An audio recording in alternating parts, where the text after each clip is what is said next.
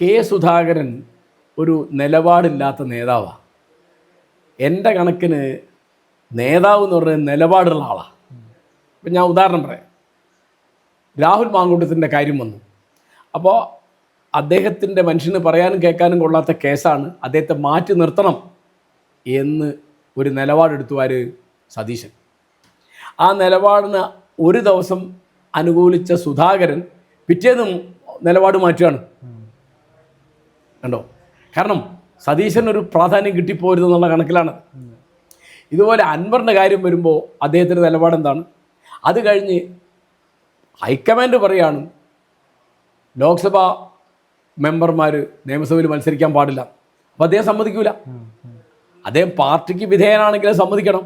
4-5 ദിവസം അദ്ദേഹം MP സ്ഥാനം രാജിവെക്കോ, റിബൽ സ്ഥാനാർത്ഥിയായിട്ട് മത്സരിക്കോ, പേരാവൂരിൽ സണ്ണി ജോസഫിനെ പരാജയപ്പെടുത്തോ, അദ്ദേഹത്തിൻ്റെ ഗ്രൂപ്പുകളിൽ വീണ്ടും തുടങ്ങിയിട്ടുള്ള മുൾമുനയിൽ 4-5 ദിവസം UDFൻ്റെ മുഴുവൻ തെരഞ്ഞെടുപ്പ് പ്രചരണ പ്രവർത്തനങ്ങളെയും മന്ദീഭവിപ്പിച്ച ഒരാളാണ് സുധാകരൻ. അത് കഴിഞ്ഞ് പിന്നെ അദ്ദേഹം പറയാണ് രമേശ് ചെന്നിത്തല മുഖ്യമന്ത്രിയാണ്.